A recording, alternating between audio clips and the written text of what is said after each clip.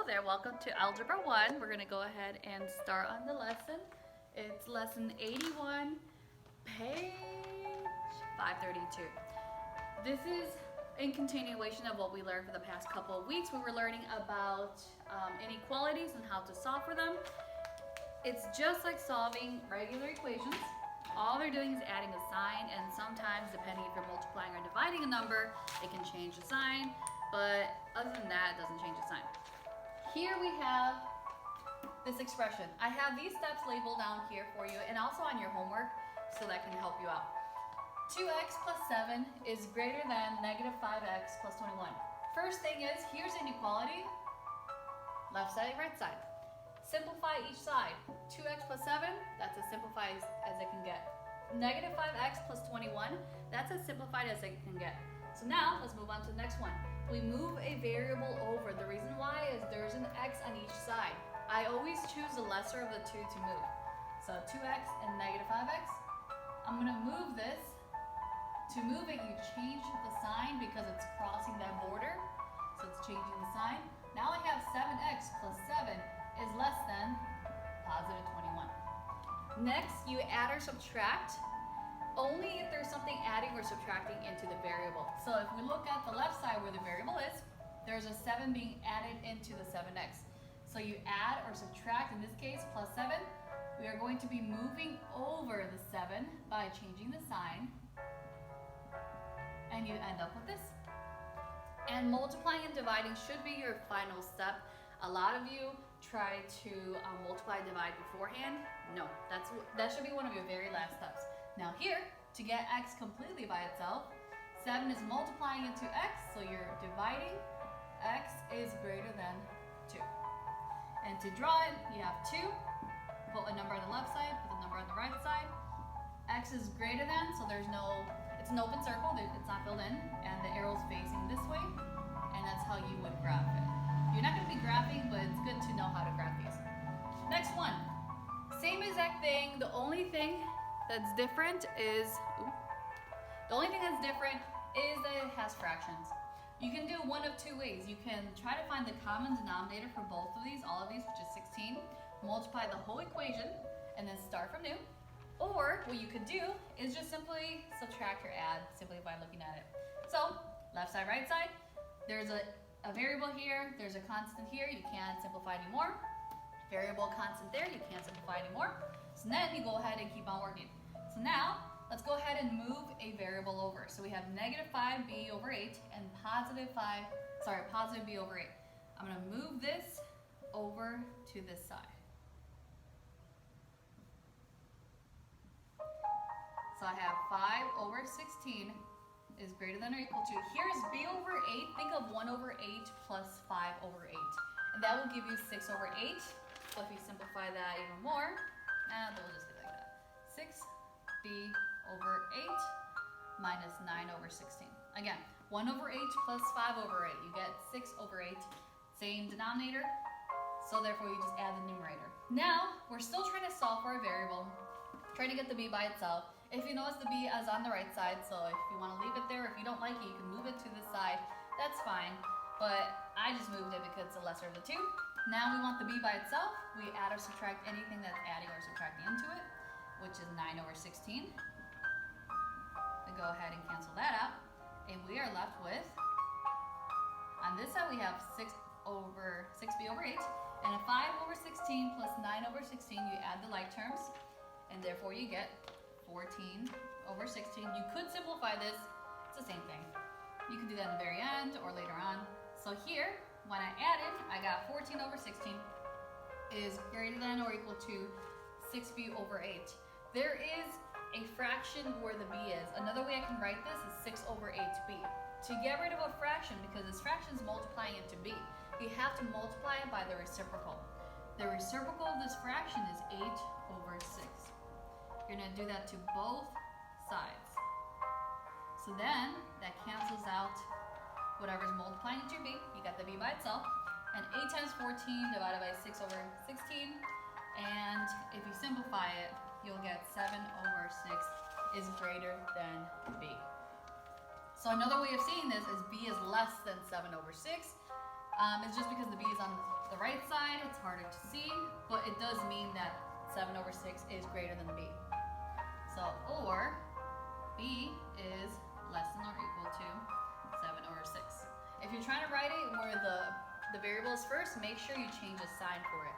A lot of you for your homework, you weren't changing the sign, you left it as the same. When you're switching the numbers, no, you have to switch the sign if you're switching the places of it. But you don't have to write it like that. Now, 7 over 6 on this side is 1, and this side is 2. Open circle. In this case, it's going to be filled in. Here, 7 over 6 is greater than or equal to b.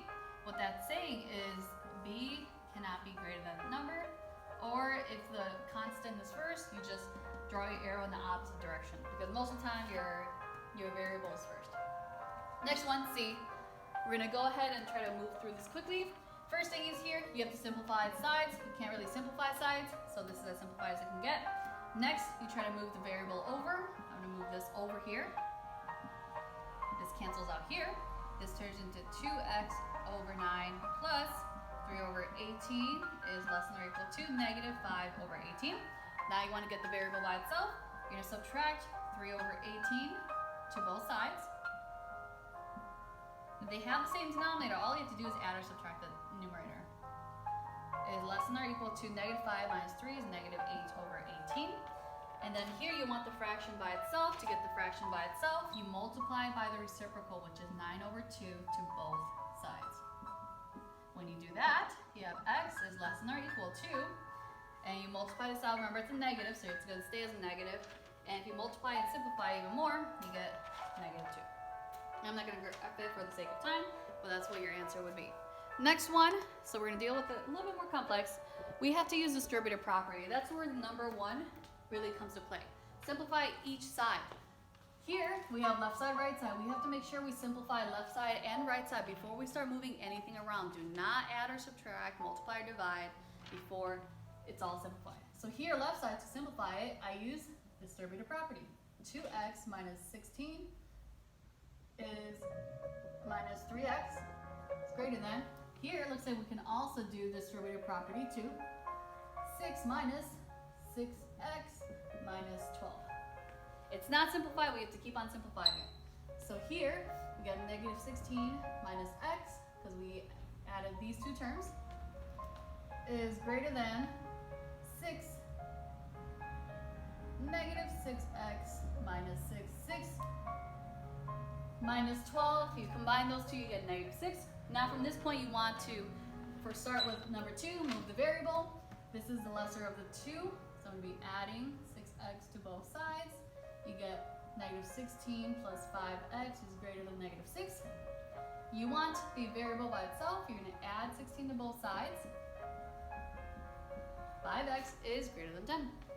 To solve for it, you divide both sides by 5, and you have x is greater than 2.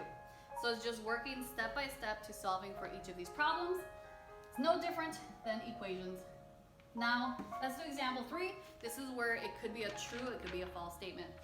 Here, we have left side, right side. We can simplify terms here. We get 2x plus 4 is greater than 2x plus 7. Second step is you're moving the variable. So it doesn't matter which one of the two you move because they are the same. So I'm subtracting 2 to both sides. I get 4 is greater than 7. So this only applies when the variables cancel out. In this case, they do. 4 is greater than 7. You have to think to yourself, is that a true or false solution? In this case, 4 is not bigger than 7. So it's false. No solution. B, we go ahead and simplify. So to simplify, you have to use distributive property. 6y times negative 18 is greater than or equal to 6y plus 4. So we simplified one side. It looks like we can't add anything here. We go ahead and we try to move one of the variables. They are both the same, 6y, 6y, so it doesn't matter which one you subtract. You have negative 18 is less than or equal to 4. Negative 18, is it less than or is it equal to 4? It's less than 4. So therefore this statement is true. That's only if the x's cancel out. Last one and we're done. Here we have a word problem. They give you a chart there about the dogs. They said for the mountain dogs, In 2006, about 3,700 dogs registered.